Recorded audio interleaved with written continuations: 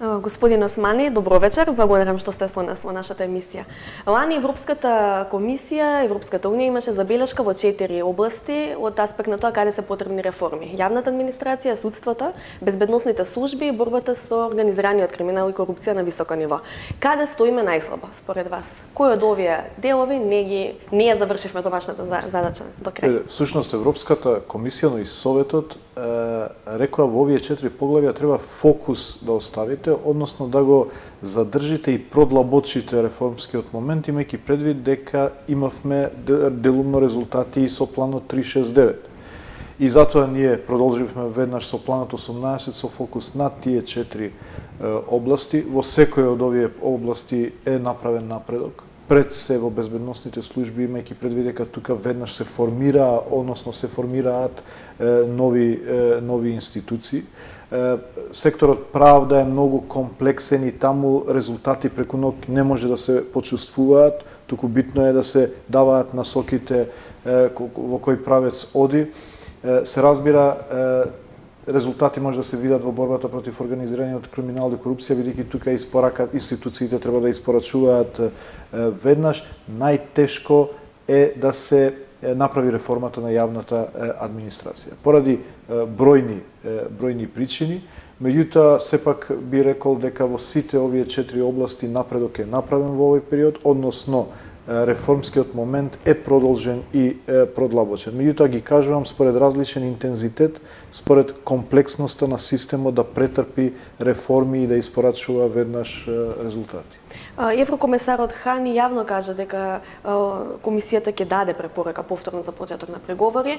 Сигналите од Брисел кои што доаѓаат и од неформални разговори се дека извештајот на 29 ќе биде прилично позитивен. Се има впечаток дека како што се доближува овој јуни, оваа година нештата како да не зависат само од реформските капацитети на оваа влада, туку повеќе и од состојбите внатре во самата Европска унија. Имаме европски избори, знаеме какви се политичките превирања внатре. Како вие ја цените таа поставеност на Брисел? Токму во годината кога сакавме све да зависи од нас. Бидејќи навистина малку иронија. Тој кога чекате 30 години веројатно. Така, можеби некои други години сакавме некои други поместувања да ги засенат состојбите во државата. Меѓутоа оваа година сакавме све да зависи од нас. Да нема политика ниту на забрзување, ниту на закочување на евроинтегративниот процес. Туку да биде објективна проценка на тоа што сме да направиле. И во таа објективна проценка можеме само да се гордееме со резултатите како држава, визави регионот и визави нашата досегашна работа. Тоа што првично направи дисторзија на и календарот, но и на целиот процес е изборите за Европскиот парламент, кој што прво го поместија денот на објавување на извештајот. Наместо во април, крајот на мај, со што ни ги поместија роковите и ги стеснаа роковите земјите членки да одлучуваат по однос на позитивниот извештај. Потоа се случува Брекзит со сите компликации кои што ги има и ја засенува нашата приказна колку што може, иако нашата приказна е незасенлива, бидејќи е толку мокна. И тоа го гледаме сега, дека и покрај сите компликации сепак се издвојува нашата приказна, но точно е дека контекстот политички во самата Европска унија, но посебно во некои земји членки визави изборите, визави растечкиот национализам и популизам, визави глобалните движења и промени, ќе влијаат на тоа како ќе се придвижиме ние, но пак ќе се навратам на тоа дека нашата приказна е толку мокна, толку позитивна, да и сите овие потешкоти нема да може да ја засенат. Еден аспект е Европската унија низината внатрешна состојба, а друг аспект е упорното ставање во ист кош со Албанија, што се чини дека е проблем. Факт е дека неспоредливи се приказните на нашата држава и на Албанија, меѓутоа факт е дека голем дел од политичките сили во Европа инсистираат на тоа да не се одвојат овие две држави. Како ја гледате вие? Видете, со Солунскиот самит, кога е дадена перспективата за членство на земјите од Западен Балкан во 2003 година, уште тогаш е воспоставен тој принцип на регата. односно дека земјите индивидуално се движат според брзината и динамиката што сами ќе си ја наметнат. Односно merit-based проценка индивидуална на критериумите што ќе ги исполни. Меѓутоа со тек на време се формираа така наречените неформално се формираа пакетите.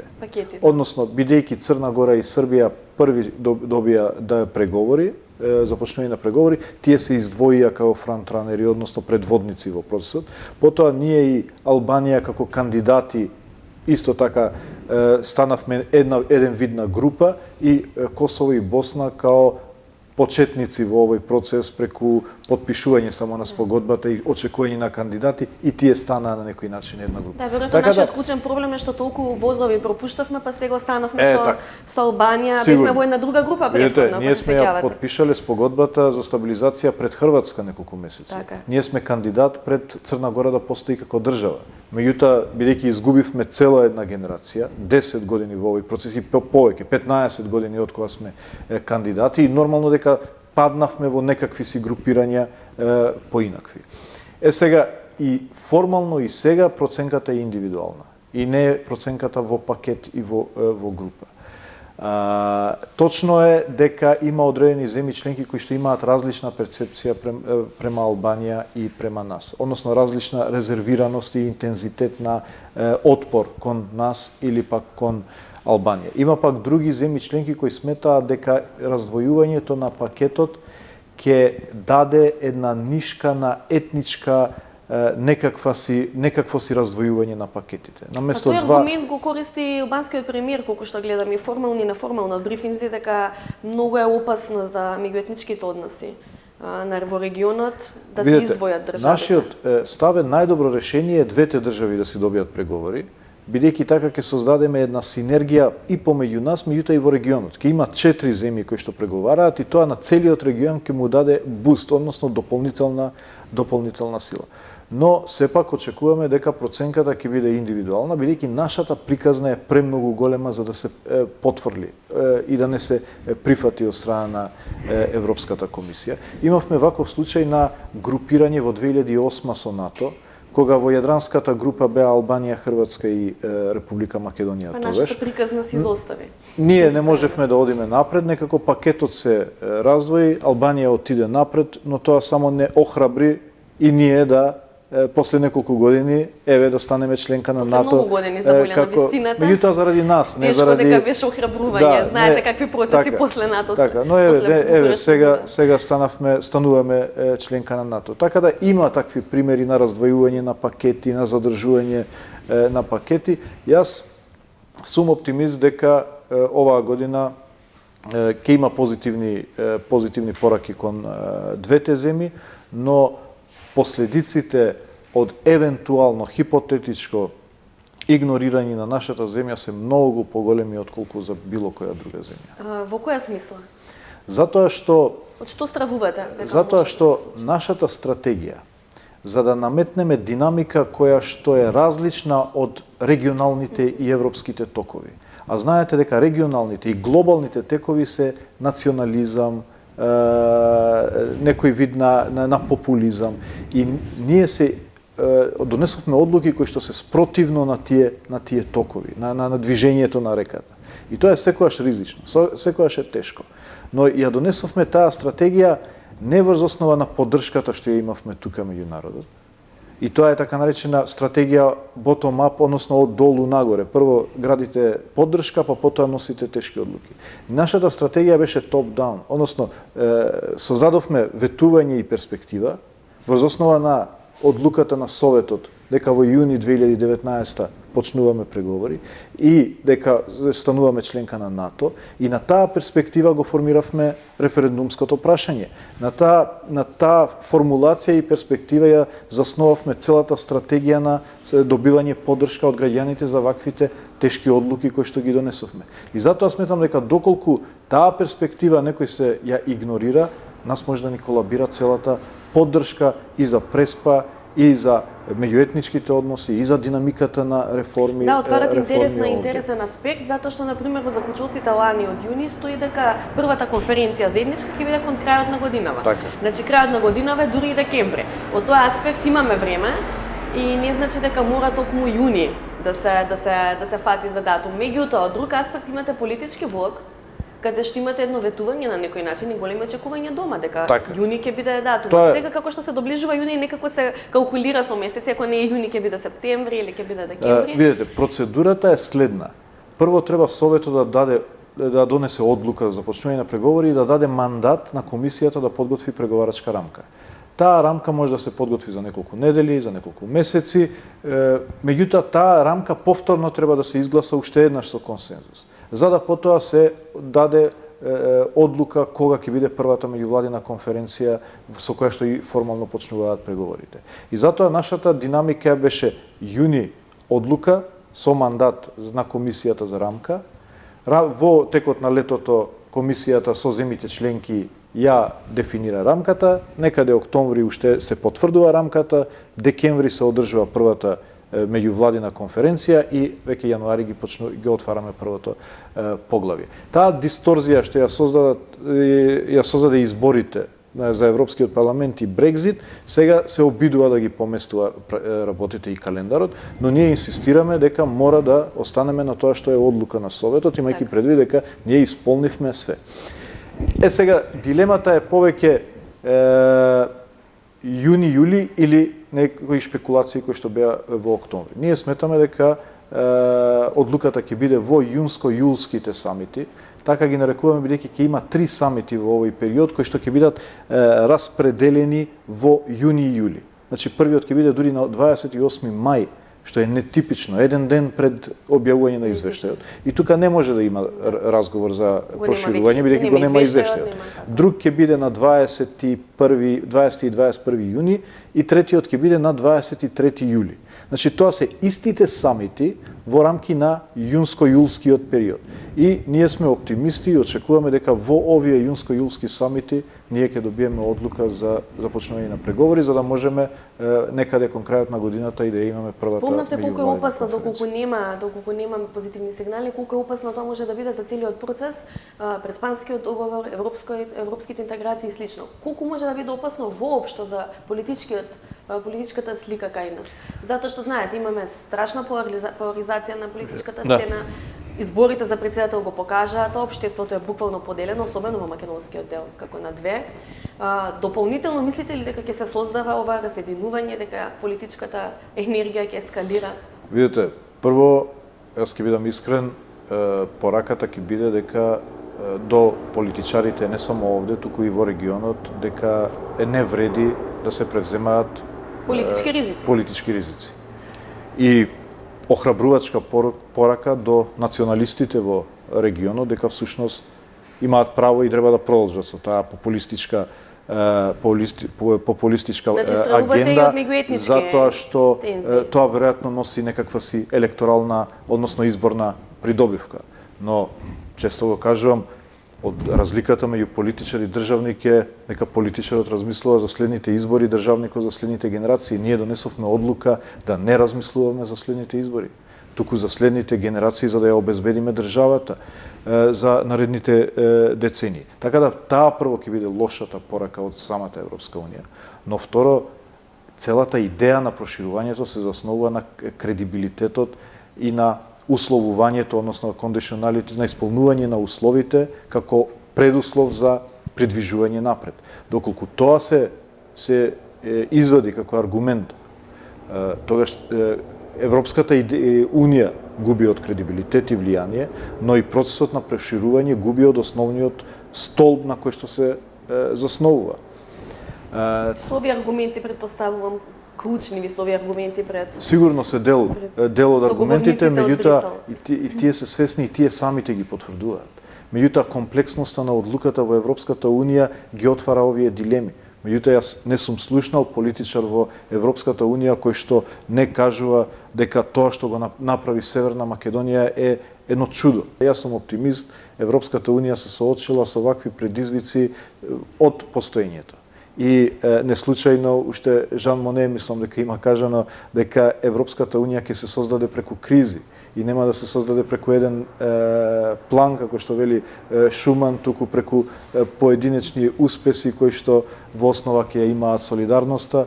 Како скрининг процесот тече паралелно со оваа приказна, колку реформите на терен Да. и до каде се? Видете, поминавме околу повеќе од 2/3 од поглавијата. Од кога го започнавме овој процес, илјадници луѓе од овде, од нашата администрација, беа во Брисел и слушаа кои се, што, какво е акито за поглавијата за кои што тие се одговорни. Мислам дека беше одлично искуство и одлична операција. И треба да приврши некаде уште неколку месеци. Во меѓувреме, ние работиме на дефинирање на актите за дефинирање на структурата за преговори, вклученоста на невладиниот сектор, вклученоста на експертите, начинот на кој што ќе се организираат и синхронизираат институциите за да испорачат полесно резултати. Меѓутоа, тоа што јас го очекувам е тригерот во јунско-јулските самити за започнување на преговори, бидејќи тоа ќе ја мобилизира целиот потенцијал кој што е акумулиран во овие 15 години. Знаете изјавата на Манчевски каде што вели дека видете, администрацијата нема баш капацитет. Ако има нешто позитивно во фактот дека имавме долго статус кво, е дека создадовме искуство, акумулиравме искуство за процесот на евроинтеграцијата. Да бидете 15 години кандидат, само по себе создава искуство. Значи, ние во овие 15 години за среќа, и тука морам да ги пофалам сите влади, што не го задржаа статус квото и во нашето трансформирање. Туку напротив симулира внатрешен процес на преговори. И го транспонира законодавството. Значи мислите дека имаме капацитет како администрација? Имаме капацитет кој што треба да го надополниме со капацитет од академската заедница, зашто веќе разговараме, од Академијата на науките, од цивилното општество. Но се разбира преку предпристапните фондови ние ќе имаме и техничка поддршка и од регионот и од самата Европа, така да тоа што ни фали е само тригерот, само одлуката за започнување на преговори и верувајте дека истиот ден вие ќе видите невидена мобилизација на сите ресурси во државата во пресрет на Европската интеграција има и во името на вашата матична партија ДУИ. Веројатно оваа година и ве се надевате да ја оправдате, да си го оправдате името. Како себе си се гледате во оваа приказна и мислите ли дека ќе бидете опфатен од операцијата МЕТО? Видете, малку оваа операција стана дегутантна, повеќе би рекол, бидејќи иако апсолутно е најнесуштинската тема во државата, стана доминантната тема во Зошто мислите дека не е суштинска кадровска промена? Затоа што персоналните решенија никогаш не биле суштинските теми на политиката, туку резултатите и испораката на резултатите. Прашањето на луѓето е прашање на лидерство, на менеджмент со човечки ресурси, на лидерство на политичките партии, дали знаат добрите луѓе да ги постават на добрите места, но тоа е прашање на менаџирање на организацијата, на владата, на политичките партии. Мислам дека граѓаните ги интересира дали организацијата, дали е таа влада или политичка партија, испорачува резултати. Ама граѓаните ги интересира одговорност, ако нема резултати. Мислам дека е повеќе прашање на политичко шоу кој што се создаде. Значи ова дека нема да има кадровски смени, на крај ќе заврши со некој директорски. Не, мислам ќе има заради други причини. Заради тоа што ќе има шифт на фокусот на владата. Ако во првите 2 години од мандатот фокусот беше создавање на засврстување на темелите на државата преку надворешната политика, НАТО и Европската унија, вториот дел од мандатот после затварање на сите овие политички теми, нормално е дека ќе останат само економијата и економските теми и нормално е дека кога имате промена на фокусот на политиките, тогаш ги зајакнувате тие ресори каде што очекувате повеќе резултати. Но тука ништо не гледам невообичаено. Јас затоа реагирав на поимот метла, затоа што со метла се чисти нечистото. Нашите соработници и доколку не давале резултати во некој период, не можете да ги етикетирате дека се предмет на метла. Го отфрлувам како поим, бидејќи нормално е да имате промени и поместување на луѓето, меѓутоа вие мора да ги почитувате соработниците и доколку не покажале резултати во одредениот ресор, бидејќи може да покажат во друг ресор. И тоа е прашање на лидерство, како што рековте, и на менаџирање со човечките ресурси. Но не придавам многу значење на ова прашање, колку придавам значење дали испорачавме. Јас мислам дека во овие години оваа влада испорача колку во последните 20 години сите влади заедно. Затоа што обезбедивме мир, обезбедивме политичка и економска предвидливост како предуслов за економскиот развој. На овие темели кои што ги создадовме овие 2 години и најнеспособната влада може да создаде резултати. Без темели е многу тешко да создадете економски развој, без политичка и економска предвидливост. Ке видиме премиерот што мисли за учинокот на неговите соработници, а ке видиме и Европската унија што мисли за учинокот на Северна Македонија. Благодарам за интервјуто и се гледаме веројатно после јуни. Благодарам за вас.